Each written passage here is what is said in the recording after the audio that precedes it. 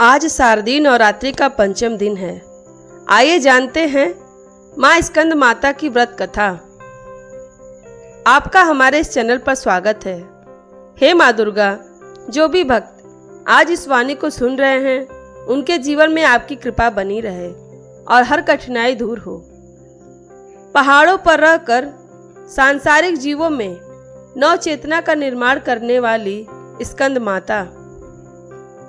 भारतवर्ष में प्रत्येक साल विभिन्न प्रकार के त्योहार मनाए जाते हैं। हिंदू धर्म से जुड़े त्योहारों में एक अलग उत्साह होता है, साथ ही इनमें मान्यताओं और रीति रिवाजों का बेहद महत्वपूर्ण स्थान होता है। हर साल देवियों के 9 रूपों की पूजा की जाती है। 9 दिनों में प्रत्येक दिन देवी के भिन्न भिन्न स्वरूपों का वंदन किया जाता है। भक्त नवरात्रि के 9 दिनों तक व्रत धारण करते हैं। हर दिन देवी के स्वरूप का पूजन विधि विधान से करके उनका गुणगान करते हैं। इन रूपों के पीछे तात्विक अवधारणाओं का परिज्ञान धार्मिक, सांस्कृतिक और सामाजिक विकास के लिए आवश्यक है। इस पूजन में कथा का विशेष महत्व है। कथा के बिना देवी का गुणगान करना संभव नहीं है। 9 दिनों में 9 देवियों की पूजा के साथ उनकी कथा पढ़ना बेहद जरूरी है। इसलिए आज हम आपके लिए नवरात्रि के 5वें दिन की कथा लेकर आए हैं। नवरात्रि का पंचम दिन स्कंद माता के गुणगान का है। स्कंद माता सदैव अपने भक्तों की मनोकामना की पूर्ति करती हैं। श्रद्धा भक्ति से जो भी स्कंद माता की कथा को पढ़ता है, देवी स्कंद माता उनकी हमेशा रक्षा करती हैं। पंचम दिन स्कंद माता देवी का पूजन होता है और उनकी कथा का पाठ किया जाता है। नवरात्रि में 5वें दिन इस देवी की पूजा अर्चना की जाती है। कहते हैं कि इनकी कृपा से मूढ़ भी ज्ञानी हो जाता है। नवरात्रि के पंचम दिन माँ स्कंद माता की पूजा अर्चना करने का विधान है। साथ ही इन्हें अत्यंत दयालु माना जाता है। कहते हैं कि देवी दुर्गा का यह स्वरूप मातृत्व को परिभाषित करता है। वहीं प्रेम और ममता की मूर्ति स्कंद माता की पूजा करने से संतान प्राप्ति की मनोकामना पूर्ण होता है और माँ आपके बच्चों को दीर्घायु प्रदान करती है।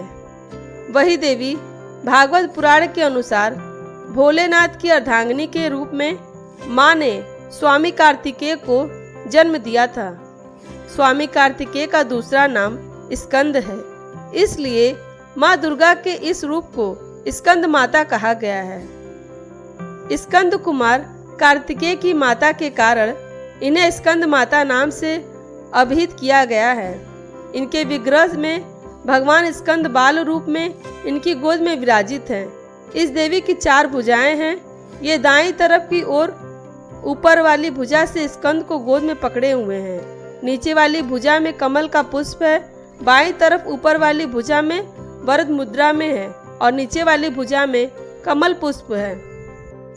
ये कमल के आसन पर विराजमान रहती हैं, इसलिए इन्हें पद्मासना भी कहा जाता है।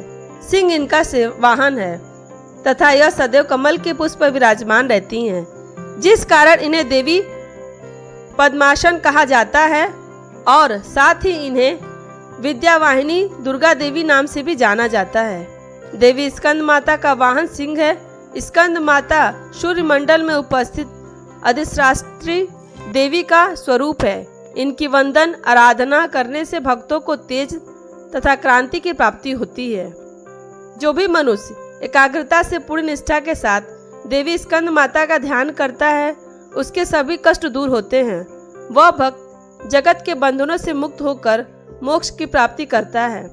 माँ स्कंद माता को केले का भोग चढ़ाया जाता है। नवरात्रि के 5वें दिन का शुभ रंग पीला और सफेद है। प्राचीन कथा के अनुसार तारकासुर नाम एक राक्षस ब्रह्मा जी को प्रसन्न करने के लिए कठोर तपस्या कर रहा था। उस कठोर तप से ब्रह्मा जी प्रसन्न होकर उनके सामने आए। ब्रह्मा जी से वरदान मांगते हुए तारकासुर ने अमर करने के लिए कहा। तब ब्रह्मा जी ने उसे समझाया कि इस धरती पर जिसने भी जन्म लिया है उसे मरना ही है। निराश होकर उसने ब्रह्मा जी से कहा कि प्रभु ऐसा कर दे कि भगवान शिव के पुत्र के हाथों ही उनकी मृत्यु हो। तारकासुर की ऐसी धारणा थी कि भगवान शिव कभी विवाह नहीं करेंगे, इसलिए उसकी कभी मृत्यु नहीं होगी। फिर उसने लोगों पर हिंसा करनी शुरू कर दी। तारकासुर के अत्याचारों से परेशान होकर सभी देवता भगवान शिव के पास पहुंचे और तारकासुर से मुक्ति दिलाने की प्रार्थना की। तब शिव ने पार्वती से विवाह किया और कार्तिकेय के पिता बने। बड़े होने के बाद कार्तिकेय ने तारकासुर का वध किया। स्कंद माता कार्तिकेय की माता हैं। शास्त्रों में इसका काफी महत्व बताया गया है। इनकी उपासना से भक्त की सारी इच्छाएं पूरी हो जाती हैं, भक्त को मोक्ष मिलता है। सूर्यमंडल की अधिष्ठात्री देवी होने के कारण इनका उपासक अलौकिक तेज और कांतिमय हो जाता है। अतः मन को एकाग्र रखकर और पवित्र रखकर इस देवी की आराधना करने वाले साधक या भक्त को भव सागर पार करने में कठिनाई नहीं आती। उनकी पूजा से मोक्ष का मार्ग सुलभ होता है। यह देवी विद्वानों और सेवकों को पैदा करने वाली शक्ति है, यानी चेतना का निर्माण करने वाली। कहते हैं कालिदास द्वारा रचित रघुवंशम महाकाव्य और मेघदूत रचनाएं स्कंद माता की कृपा से ही संभव हुई। इसके साथ ही इस दिन की व्रत कथा का पाठ जरूर करना चाहिए, क्योंकि इसके बिना यह व्रत अधूरा माना गया है। कहते हैं कि इस कथा के प्रभाव से साधक की सभी इच्छाएं पूर्ण होती हैं। नवरात्रि के व्रत की पूजा तभी पूर्ण मानी जाती है जब आप इस व्रत कथा का पाठ देवी के सिंहासन के समक्ष बैठकर करते हैं। मित्रों, अगर आपको यह वीडियो पसंद आए तो आप मेरे चैनल आशीर्वाद को लाइक करें, शेयर करें और सब्सक्राइब करें। इस वीडियो को देखने वाले के ऊपर माँ दुर्गा का आशीर्वाद सदैव बना रहे। वीडियो पसंद आए तो कमेंट बॉक्स में जय माता दी जरूर लिखें। हे माँ दुर्गा, आपके इस वीडियो को जो भी सच्चे दिल से लाइक और आपके इस चैनल को सब्सक्राइब करे, उसके जीवन में कभी भी दुख दर्द मत आने देना। उसकी पीड़ा, दुख दर्द, गरीबी, निर्धनता को दूर कर देना। धन्यवाद। आपका दिन शुभ हो। जय माँ दुर्गा।